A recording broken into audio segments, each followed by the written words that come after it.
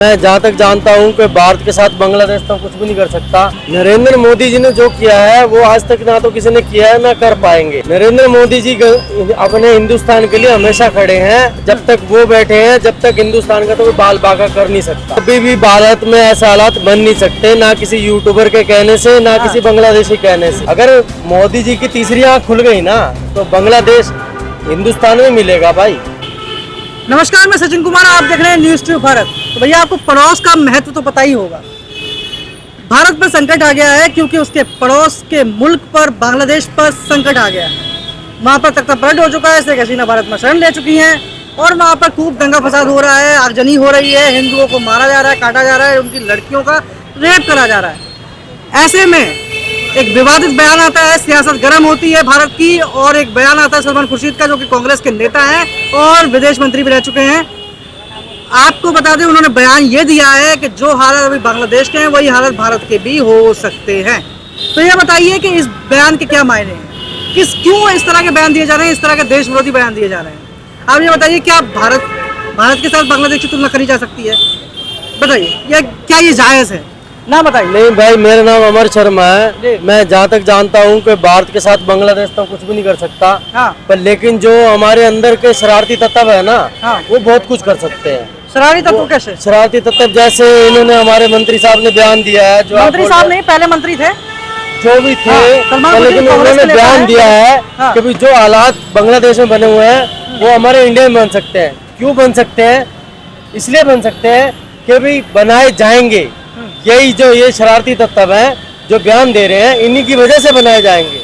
But हमारा हिंदुस्तान ना तो किसी से झुकेगा, साथ देने के लिए तैयार खड़ा है। बांग्लादेश निकला कहाँ से? हमारे में से, ठीक है, उसका साथ देने के लिए तैयार खड़ा है। पर लेकिन अगर ऐसे शरारती तत्व बयान देंगे तो बताओ, तो हमें कौन संभालेगा? नहीं, बात यही है कि भैया बांग्लादेश के साथ आप कंपेयर ही क्यों कर रहे हैं भारत? आप ये बताइए कि नरेंद्र मोदी निर्वाचित होकर आए हैं, उनको जनता ने चुना है, उसके बाद आप तख्तापलट जैसी बातें कर रहे हैं। अगर जनता त्रस्ती है तो उनको 2024 में ही मुंह की खानी पड़ जाती। भाई मैं देखो, नरेंद्र मोदी जी ने जो किया है वो आज तक ना तो किसी ने किया है ना कर पाएंगे। पर लेकिन नरेंद्र मोदी जी अपने हिंदुस्तान के लिए हमेशा खड़े हैं। जब तक वो बैठे हैं जब तक हिंदुस्तान का तो कोई बाल बाका कर नहीं सकता। जो बात है, लेकिन बात यह है कि कांग्रेस हमेशा से, या फिर जो विपक्षी दल है वो हमेशा से सवाल उठाते रहे। पहले जब श्रीलंका में तख्तापलट हो रहा था तब भी ऐसी बातें हो रही थी, श्रीलंका जैसे हालत भारत में बनेंगे। उसके बाद कुछ यूट्यूबर ऐसे हैं वो बोलते रहते हैं बार बार कि भैया ऐसी हालत होंगे, वैसे हालत हो जाएंगे। आप चाहते क्या है कि भारत में ऐसे हालत बने? क्या इनका यही उद्देश्य रहेगा? कभी भी भारत में ऐसे हालात बन नहीं सकते, ना किसी यूट्यूबर के कहने से ना किसी बांग्लादेशी कहने से। हम हिंदुस्तानी है, हम हिंदुस्तानी एक है। अगर बाई चांस कभी ऐसी सिचुएशन आती है, हम एक साथ में खड़े हैं। अच्छा, आप ये बताइए कि जो बांग्लादेशी जो हिंदू हैं उनके साथ में जो अत्याचार हो रहा है, उनकी लड़कियों का जो रेप करा जा रहा है, वो क्यों करा जा रहा है? मतलब क्या है? अगर ये इनका अगर गुस्सा अगर अवामी लीग के प्रति या फिर शेख हसीना के प्रति है तो उनके खिलाफ कुछ करें, हिंदुओं को क्यों टारगेट करा जा रहा है? भाई वो अवाम भड़काई गई है, वो अवाम भड़काई गई है। वहाँ हिंदू बांग्लादेशी ये रखा गया है, ठीक है। आज आप इंडिया में हो, अभी आप इंडिया मेरा इंटरव्यू ले रहे हो, यहाँ पे आपको बांग्लादेशी और हिंदुस्तानी, आपने मुझे पूछा कि आप हिंदुस्तानी हो बांग्लादेशी हो? नहीं पूछा ना।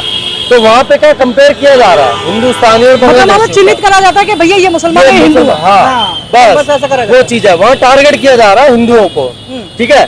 और रही बात कब तक करेंगे? अगर मोदी जी की तीसरी आँख खुल गई ना तो बांग्लादेश हिंदुस्तान में मिलेगा भाई।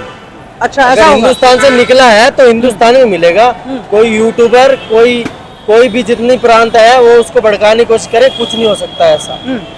अच्छा, ये भी बात है कि जब कहीं और कुछ होता है, जैसे मान लीजिए गाजा और पैलेस्टाइन का बहुत आवाज उठ रहा था कि भैया गाजा और पैलेस्टाइन का मदद करे सरकार, उसमें कुछ टेक लगे। लेकिन यहाँ पर जब बांग्लादेशी हिंदुओं के साथ कुछ हो रहा है, जब पाकिस्तान में हिंदुओं के साथ कुछ होता है, तब यहाँ के लोग सो जाते हैं। तो मैं आपसे यही तो पूछना चाह रहा हूँ कि भाई ये यूट्यूबर जो पैसा कमा रहे हैं यूट्यूब से, सब कुछ ये पब्लिसिटी करके हिंदुस्तान को गिराना चाह रहे हैं, वो कहाँ है अब?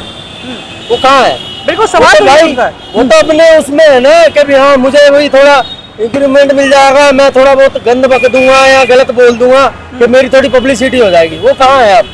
लेकिन इसमें और भी चीजें हैं, जैसे यही एक पहलू नहीं है, इसमें और भी चीजें हैं कि जैसे भारत के लिए अब संकट है एक तरह से क्योंकि जो सीमा है, भारत के लिए कोई संकट नहीं है। क्योंकि बांग्लादेश में जो सीमा है वो असुरक्षित हो चुकी है।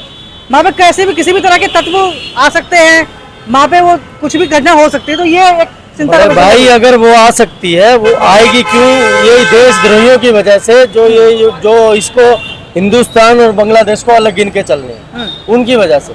अगर बांग्लादेश एक देखा जाए, बांग्लादेश निकला हमारे में से ही है। अगर उसे सिद्धांत दिया है कि भाई अलग जियो, अपना तुम अपनी पब्लिसिटी अपनी अलग रखो, ठीक है, पर लेकिन अब जो इन्हें भड़काने वाले हैं ना, ये भाई अब मैं किसका नाम लूं? ये कांग्रेसी भी हो सकते हैं, और हो सकता है जिन्हें बीजेपी से कुछ मुनाफा ना मिला हो, वो हो सकते हैं।